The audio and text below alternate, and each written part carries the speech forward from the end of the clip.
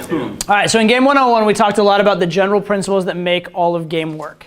Today, we're going to get a lot more specific, and we're going to talk about sort of the applied models of those principles, okay? So you can look at it, if you will, as game 101 is the physics. It's the underlying fundamental rules of nature, whereas game 202 is the engineering. It's how we take those and we use those to our advantage, use those to our benefit. So these are the models that we use to explain those and how we're able to gain effectiveness through them. Okay, so that's what game 202 will be. So it'll be a lot of my own personal proprietary models, the way I look at the world, the way I look at game, and the way that I'm able to get results in a lot of situations that other people don't through those models. So one of the biggest models that underlies almost everything that I do in game is the value comfort model.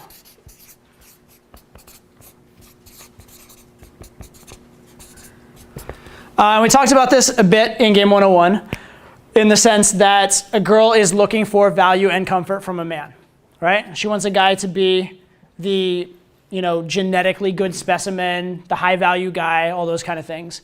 But she also wants the guy she can keep around because if the guy's too high value, that's actually scary for her. That's actually a risk because he has no reason to stick with her, right? Whereas the guy who will stick around on a weird kind of level, the fact that he will stick around almost conveys low value, because why? If he has lots of options, why is he sticking around? So here's the weird paradox.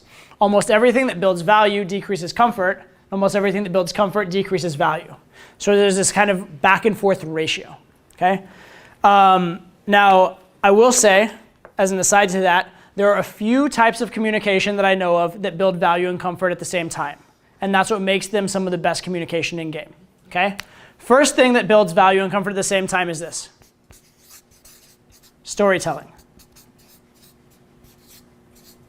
Okay, telling a story builds value because you're asserting your frame, you're leading, you're the center of the conversation, you're putting your ideas into the world.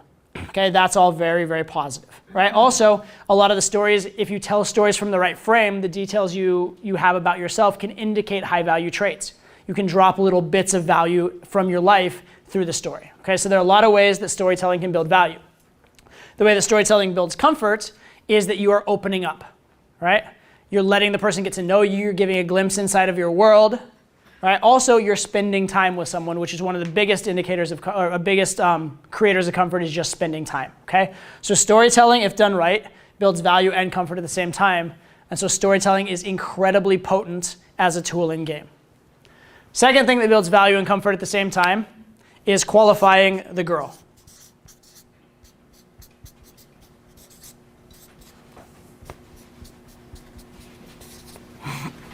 Qualifying the girl.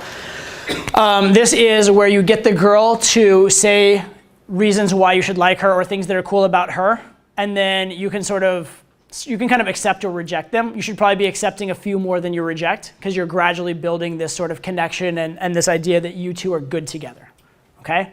But qualifying her, it builds comfort in the sense that you are letting her win you over, letting her show why she's good for you, and you're building a connection with her. It builds value in the sense that you're the one doing the assessing. You're the one that she's working for. You're the one that's making the decision, either she's right for me or not, as opposed to her. So it's very much, we talked in game 101 about the buyer-seller frame. It's very much in the buyer frame and putting her in the seller frame, okay? So it's high value in that sense. It's comfort in the sense of getting to know her and building a connection. So it's very valuable. The third thing that I know that builds value and comfort at the same time is this. Having sex with the girl, right? And you laugh, kind of, but that's the reason why one of the best ways to get a girlfriend is to have sex with her, right? A lot of guys are like, oh, I don't want to sleep with this one because she's different, she's the girlfriend, whatever. Have sex with her, right? It builds value and comfort. It makes the relationship better. Sex fundamentally does that, right? Obviously, it builds value because she's made a big commitment to you and because the orgasm or good feeling is a form of value. It builds comfort because there's that connection, etc. And especially if you do like sex and like talk afterwards or get to know her a little bit afterwards, that's massive comfort. Okay, so these are things that build value and comfort at the same time. And actually, these are probably the three best things you can do in set at any time, right? Storytelling, absolutely powerful. Qualifying her, absolutely powerful. Sex, obviously, has an effect. So really do understand the value of those and understand that those are unique in terms of man-woman communication, in the sense that almost everything else you do that builds value decreases comfort. Almost everything else you do that builds comfort decreases value, except for those, right? If anybody happens to know a fourth one, I'm all ears, but I have yet to have anybody else come up with another one yet, okay? So very, very, very, very important, okay? So that's key right away. But from the value comfort model, in general, couple of other things to more deeply understand this model. The way I look at value and comfort is I think that every girl has a particular blueprint of what she's looking for. So every girl probably needs some level of value and comfort, but it's different. Okay, so a girl who is in Vegas partying in like very much of a hookup mode, I look at it sort of as like cups you need to fill up. So here's like the value cup and the comfort cup. So that girl who's in Vegas party mode, she needs a lot of value in her cup and almost no comfort to hook up for that night. That's like her ratio at that time, right? And if you start trying to get super comfortable and like form this like connection with this girl who's gonna be in town for one day and is in like party mode, that's like kind of violating her blueprint, violating what she's looking for, and she's not gonna respond very well to it, okay? Similarly, if you come in at a lower value, she might immediately reject you, okay? On the other hand, a girl who is in class with you or goes to work with you and knows you over a long period of time, she might have like a lot of comfort build up with you, and then she needs a decent amount of value, and she needs some kind of more equal ratio, right?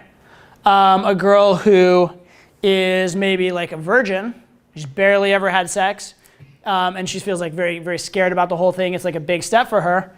That girl might be way up here on comfort and doesn't really even need that much value. She just wants to have like a good experience and not have it be terrible, right? So there's different ratios for different girls, and what you want to do is kind of hit that ratio, okay? Now, both of these build over time. So with any new girl, you kind of start at zero. You start with zero value and zero comfort because you barely know the girl. And that's actually going to come up later when I talk about social capital, which is another model. You start at zero. And so you're going to start building them up. And if you build them up in kind of roughly the right ratio, the girl will feel really good about it and kind of like stay around. So let's look at this girl that needs a lot of value and very little comfort. If you come in and at the start you build a bunch of comfort and almost no value, she's not going to be that into that interaction. But if you build a bunch of value and not that much comfort, she'll be kind of okay with it. So if you get the ratio kind of right as early as possible, she'll be much more willing to stay around long enough for you to fill the cup up to the appropriate amount. All right? And it's kind of, you can kind of look at it as like once the cup is full enough, you're good to go, and that's when she'll sleep with you or have a relationship with you or whatever. And the other thing that's important about value comfort is once you're at that appropriate level, there's no point in filling it further. Okay, so if you're talking with the virgin girl who needs a lot of comfort and not a ton of value, if you're already pretty high value, pumping more value isn't going to help, right? Getting this girl that doesn't need that much value, like pumping more value up here, isn't going to help at all. You've already filled the cup enough, you don't need to do any more. And in fact, building that value, because value tends to reduce comfort and comfort tends to reduce value, that's usually going to draw the comfort down, and that's actually going to be counterproductive. Okay, so don't think that you need to just be Mr. High Value the whole way and dickhead the girl all the way into bed, so to speak. It doesn't work like that. Once you're at an appropriate level, you don't have to have her like 10 out of 10 attracted to sleep with you. 7 or 8 out of 10 will work, and then just build the comfort, make the logistics work. That's all you need to do. Okay, so that's the value comfort model. Pretty simple model, but there's a lot of really profound ideas and understandings of game that come out of it. And those understandings are understanding the ratios you're filling it up to, understanding you don't need to overfill the cups, right? And then also understanding, I can't emphasize enough, storytelling, qualifying, sex. Those are the things that you can do that build both at once. So those are sort of like the master moves in game, right? In fact, one assignment I give guys sometimes is to do only storytelling and qualifying. Like try and game doing only storytelling and qualifying, don't even do any other gamey stuff. You take away some of your tools in your arsenal, but if you can learn to do that, you're learning a very fundamental and very powerful form of game. Okay. So that's the value comfort model. Next model that I want to explain to you guys. This model is called leveling. And this is one of the keys to getting to truly advanced in game. It's one of the things that holds most intermediates back. Leveling works like this. Leveling is an idea that I first learned in poker. And in poker, it's interesting because you can tell a lot about an opponent by the way they play, and you have to play very differently against different types of opponents, okay? So in poker, you start out and everybody, they can like read their own hand and figure out if their hand is good, and that's about it at a very low level of poker. Like, oh, I have a flush, good hand, I'll just like bet a lot. Or, oh, I have a full house, I'll bet a lot, right? And that's the primary level. And if you do that better than your opponents at a fundamental level, then you'll win and they'll lose. But once you get to a certain level of poker, everybody can do that. Everybody can read their hand and kind of tell how good it is. So then you have to go a level deeper. The next level is, how good is their hand? So I know how good my hand is. How good is my hand compared to how good their hand appears based on how they're playing, right? So now you're thinking, what do I have? What does he have? Okay? And then at a certain point, everybody gets good at that. You can go a level deeper. You go, what do I have? What does he have? What does he think I have? Right? You can start playing that next level. And then you can go a level deeper. What do I have? What does he have? What does he think I have? What does he think I think he has? You can go level, you can keep leveling and leveling and leveling, right? And you usually don't go beyond level 3 or 4, but you technically could. And the thing is this. If you're trying to play on the level 3, what does he think I think, or level 4, what does he think I think he has, against a player who's just trying to read their own hand, you're wasting your time, and you'll probably actually outplay yourself. They'll probably actually play better than you just by playing their hand, because you're trying to get all complicated and convoluted and do this crazy stuff that's unnecessary and outthink yourself, okay? However, the proper way to play really expert poker is to play exactly one level deeper than your opponent. So if he's thinking about his hand, and you're thinking about your hand and his hand, you're gonna crush him every time. If he's thinking about your hand and his hand, and you're thinking one level deeper, what does he think I have, you're gonna beat him every time. So the key to truly expert poker is playing one level deeper, okay? So in order to do that, you need to assess the level your player is on. Now, there are certain hands where the person will play it and you'll know absolutely what level they think at from just even watching one hand. Usually it takes hours and hours to figure this out, or like a long period of time. But sometimes they'll play a hand and you know that the only way any person would have played the hand the way they did is because they're thinking on exactly level 2. And then you can know this is a level 2 player, and the entire rest of the session you just sit there playing level 3 against him and just crush him hand after hand after hand after hand, okay? So that's leveling in poker. So it's this idea that like there are certain moves that are at a certain level, and there are certain moves that are at the next level, and certain moves that are at the next level. And you can get a very good idea of someone very quickly if you know what these moves are, okay? Same thing happens in game, okay? In the same way that we read girls as like, 1 to 10 on attractiveness, or like, not even necessarily physical, but just overall attractiveness, they're rating us as guys 1 to 10 on overall attractiveness. And certain behaviors sort of put us at a number on that scale. So if we were to say like 10 is like the hottest guy possible, 1 is, or 0 is like awful.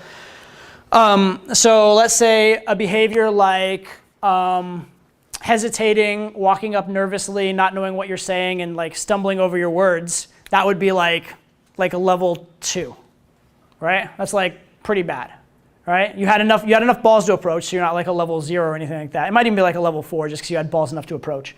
But it's not a very high level. The girl's gonna look at that and she's like, okay, he's level 2. Well, I appreciate the effort, I'll tolerate him for a minute, but this guy doesn't even qualify as right category for sex. And she knows that right away from your behavior. She knows it almost instantly, okay? There's other moves. For example, if you go in and you say, take like the hesitant, direct, nervous opener. The, hey, I thought you were cute, I just wanted to meet you, that kind of opener, right? Now, okay, so you definitely opened, which is good. You opened with a little bit of confidence, even better. You showed man to woman, even better. So that opener, I would say, it conveys that you're like at least like a 6, probably, as a guy, minimum.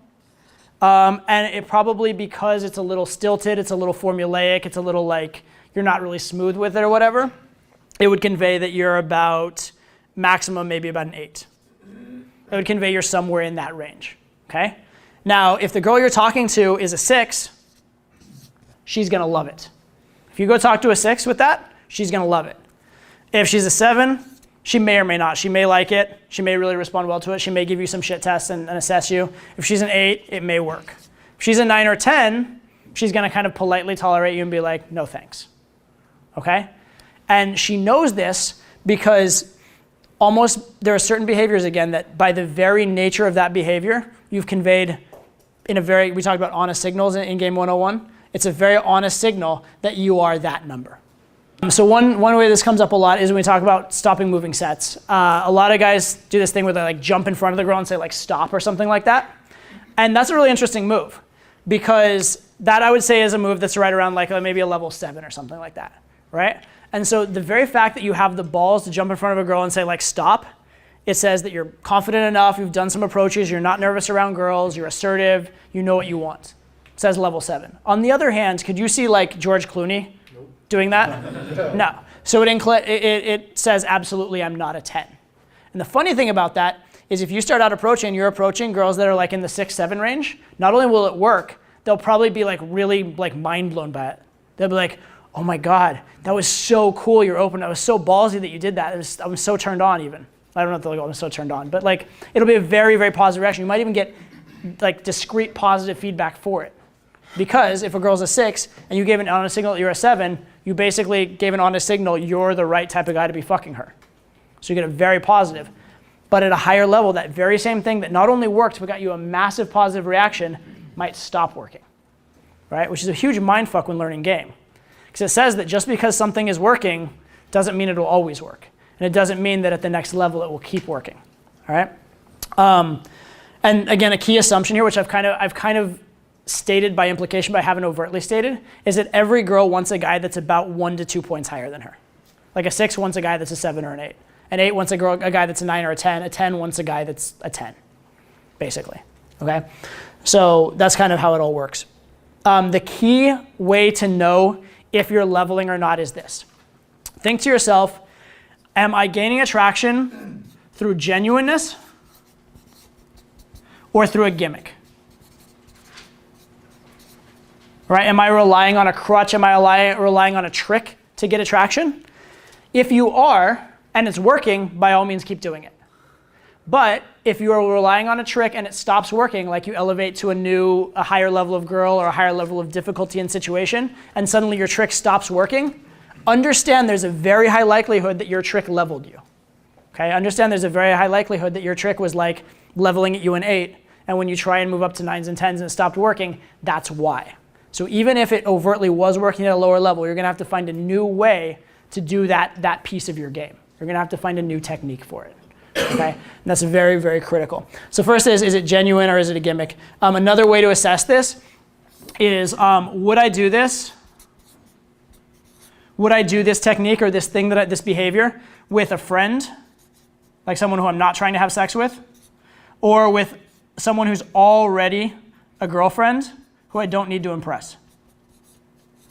If the things that you're doing in game, you can honestly say that they're genuine enough and enough naturally you that you do them with a good friend or do them with a girlfriend, then they probably are not leveling behaviors. They're probably actually genuine value behaviors. But if they're things that you view them as little tricks or little like maneuvers that you wouldn't do with a friend or a girlfriend, they're things that aren't manifestations of your natural personality, then it's very likely that they're leveling behaviors. Okay? So now that doesn't mean to stop using them. If they're working, by all means keep using them. But if at any point they stop working or if they don't work at the next level, understand that's why and be ready to unlearn them. Because the reason a lot of guys stay at an intermediate level is they're doing something that's working for them that is leveling them. Okay? And because it has worked, they're unwilling to reconsider it. They're unwilling to go back to the drawing board and try something new. Right? They're not willing to get a little worse or to have a hole in their game for a minute or not know what to do in order to get better in the long run. Okay? But it's something that to get to an advanced level, a lot of times you actually have to do. Okay? So that's very, very, very important. When you talk about intermediate guys getting to advanced, understand this idea of leveling and understand how to test. Understand it's about, is it genuine or is it a gimmick? And understand, would I do it with a friend? Would I do it with a girlfriend?